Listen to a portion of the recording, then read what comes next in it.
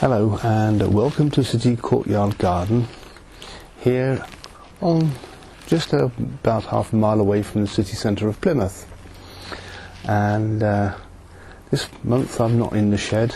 After all, it was only a make-believe shed filmed in front of a green screen, so I thought I'd come and use the actual garden.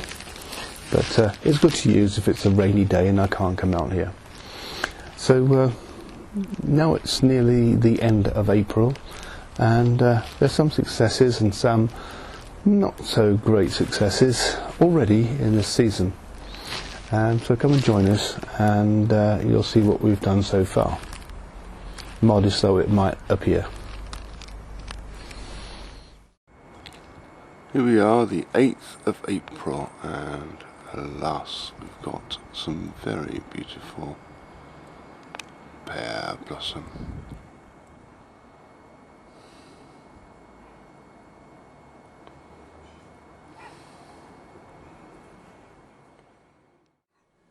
Now you may recall in November I dried some seeds out and put them into envelopes, and I brought some here.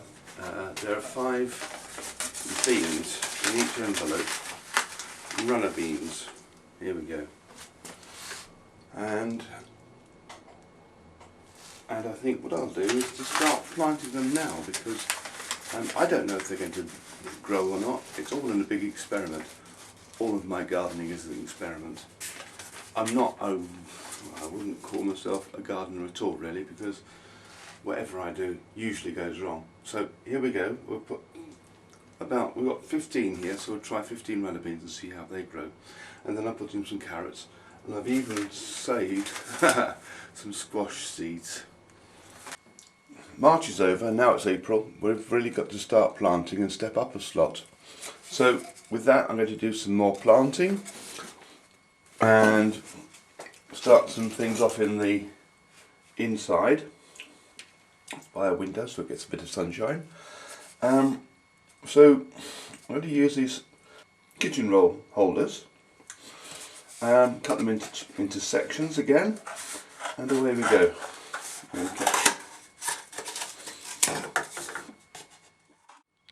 Okay, we have plenty of kitchen roll holders into which I'll put some compost, and now's the season to start growing things. One of the things I'd like to grow are carrots. So I've tried them already straight into the ground, an early variety. They haven't worked, so I'm going to start these off. Plant in April, it says, so April to June. And the reason I'm going to put them inside is, at the moment, the slugs, which I suffer from very badly in the garden, are rampant at this time of year. They seem to be waking up. All the youngsters are coming out of their eggs, and they'll eat anything in sight.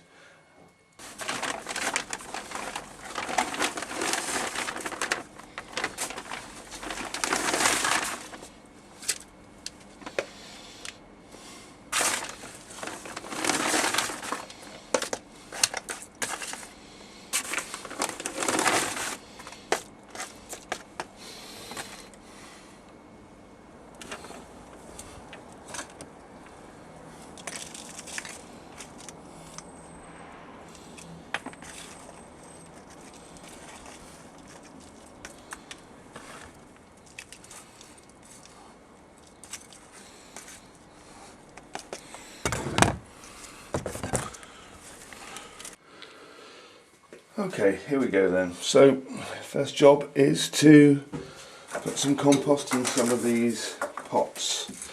So, it's really quite moist, this stuff, so it will compact quite well. Like this. And here we go, this will be the last one, I think. Just about got enough soil to put in here. Yes. Right, I've got a garden peg which will act as a dipper, I should say. So, little hole.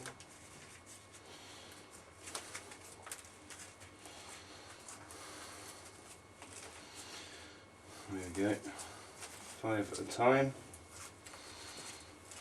And this is all very wet, so this might just 1, 2, 3, 4,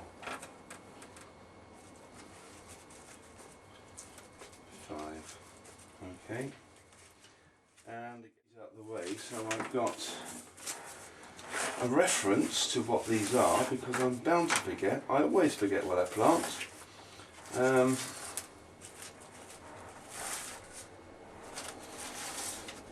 Always forget. So when I come back again, I'm like, what have I planted there? What's that growing? So this is an attempt just to avoid me overlooking what I've done. So I put that envelope there just to remind me I've got runner beans there. Now the next thing I want to do is the carrots. There we go. They're very tiny seeds. So what I'm going to have to do is be exceptionally careful how I sow these, because I don't want to overcrowd them. At the same time I want to spread them out.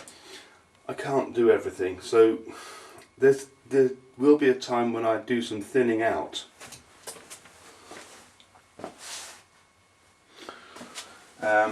If they're growing too close together. So just a little sprinkling there, a little sprinkling there, a little sprinkling there, little sprinkling there.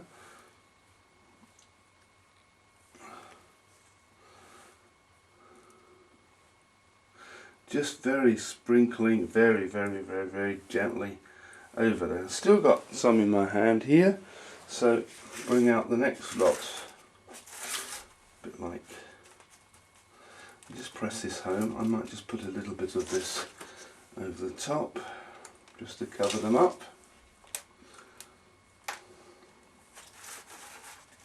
Now the idea of using these inserts of kitchen roll, or even toilet roll if you don't mind using them, is that they go straight in the ground. The roll itself will disintegrate and become part of the compost anyway, so that's all very well, isn't it?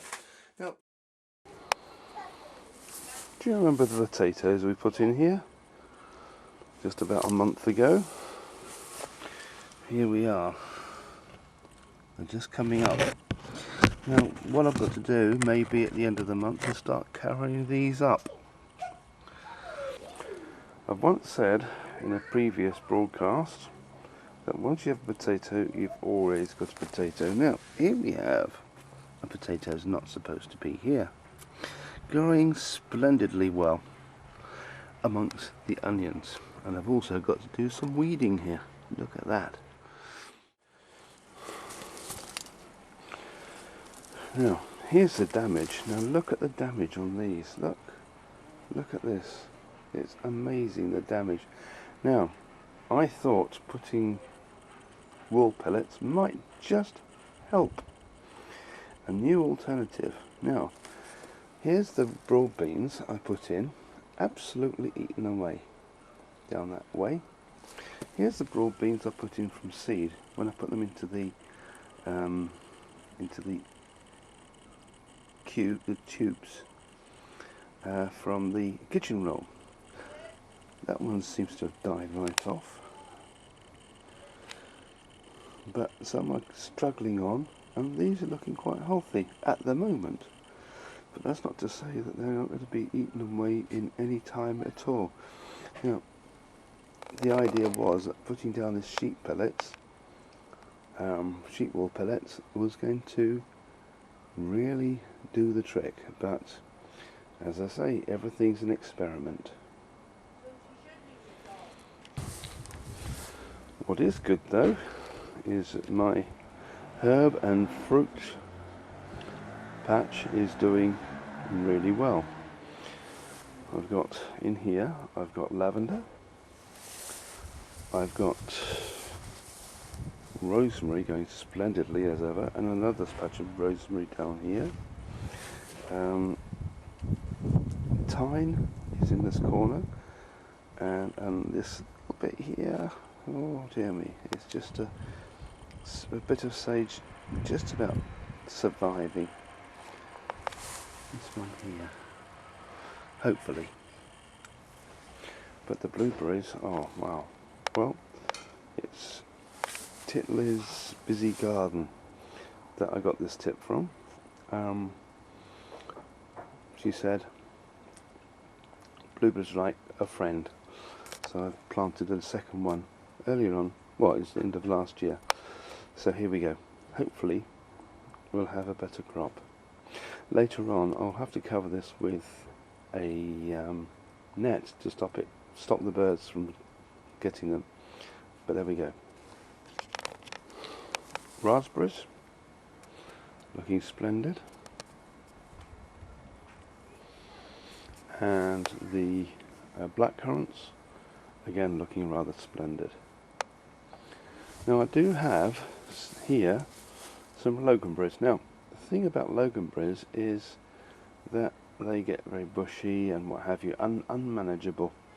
So I put these two stakes in with the idea of tying them to the stakes so that they won't go everywhere and keep them tidy. But again, I need to do a bit of weeding. Now look what I've just noticed. A raspberry growing.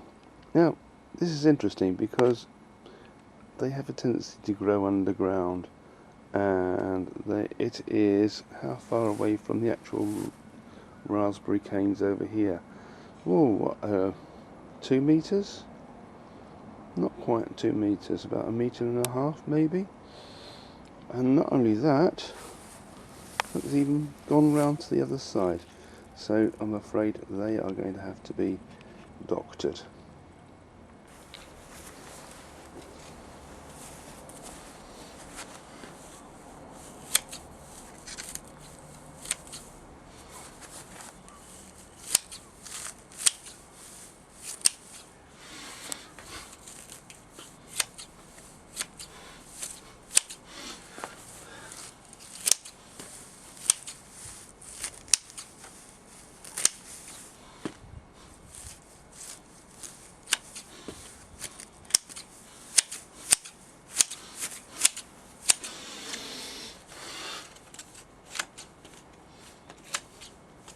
I've just been trimming some grass with some shears around the edge of the central box where the herbs are, and this is where the slugs are collecting, hidden by the grass. Nice damp on the northern face.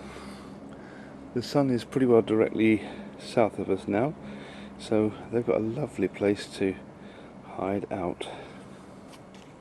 Now it's in this part of the garden here, this part of lawn between the pond and the wall on the other side. I want to have a wildflower meadow. I know it's not very big. What is it, 2 yards wide by about 3 yards long? Not very much, but I still want to do it. Now, I watched Monty Don, and he was explaining that what you need to do is to rough cut the grass, treat it badly, and then plant the seed. So that's my plan right now.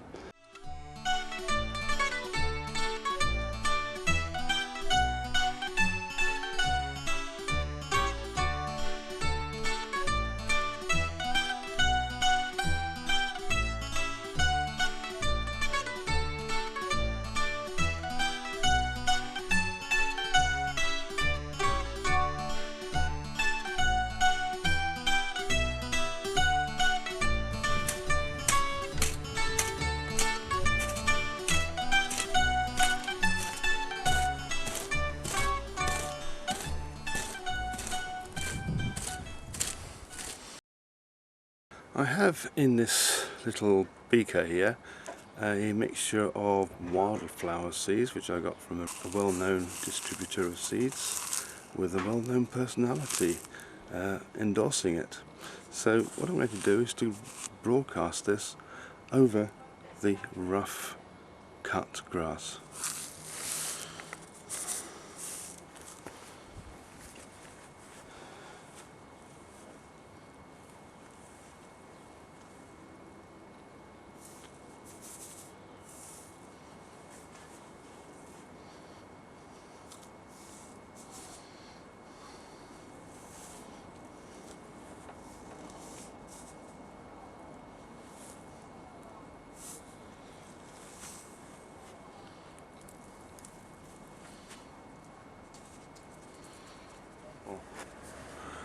and that's all there is to it.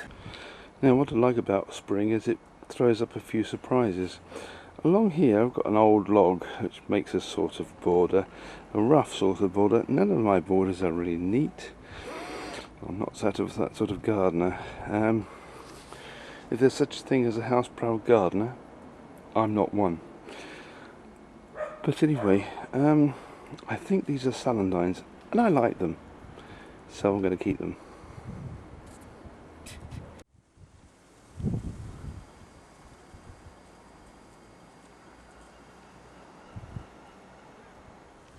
Now it's later in the month, it's now past the 20th, so we've only got a few days left, a week left of April. And looking at the pear tree, I can see that the blossom has now pretty well gone. In its place, there is abundance, it seems, abundance of little pears, which hopefully will grow into a large harvest. Last year we didn't have any pears at all, maybe two, but what could you do with two pears? I ate one. The other one fell off the tree and rotted. Anyway, here we go, and I'll show you. I'll show you these pears.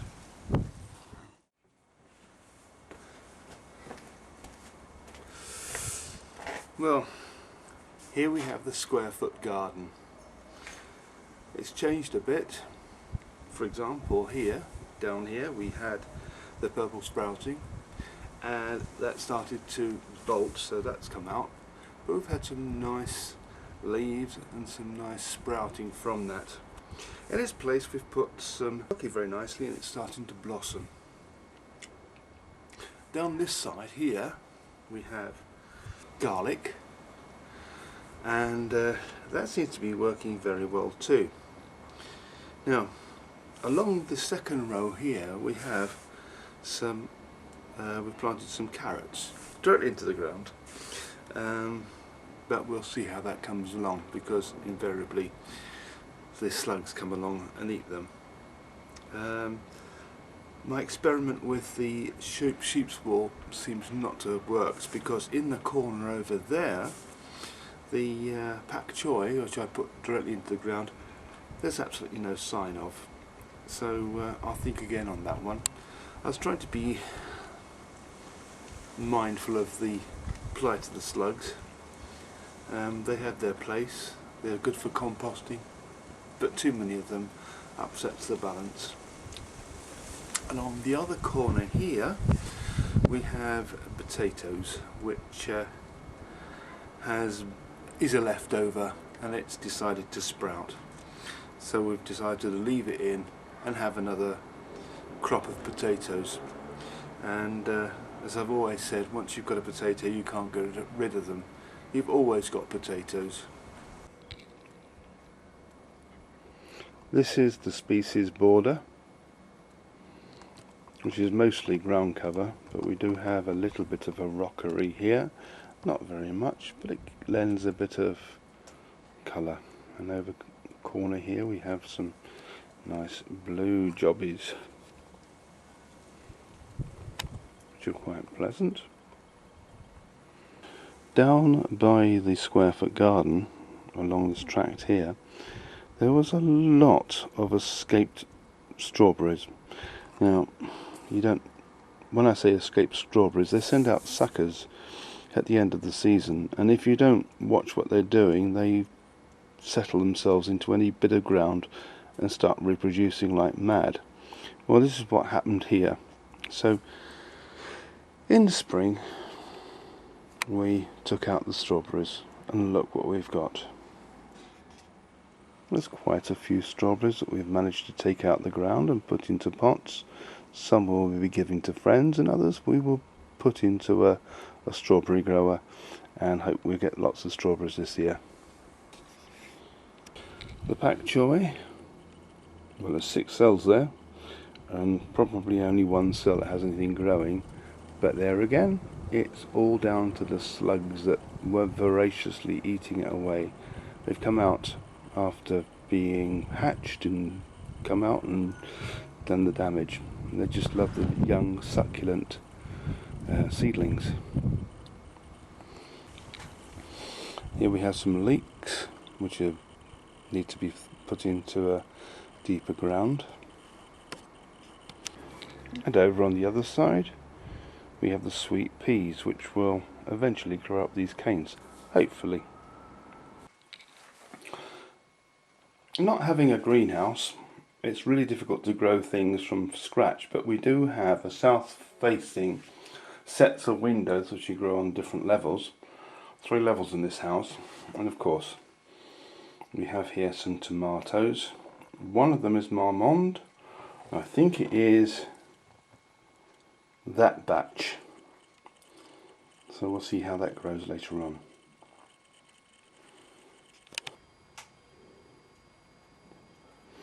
Not forgetting the runner beans that I put into envelopes last November, and they've been potted into here, so hopefully they will grow when we'll put those into the garden when they're big enough.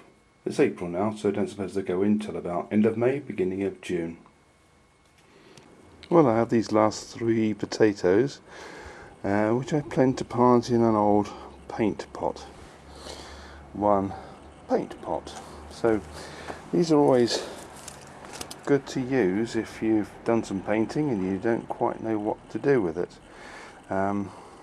Put some holes in the bottom of it, it becomes a growing pot.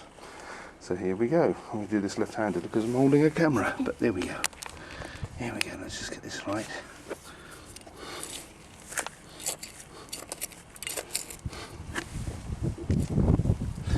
One in.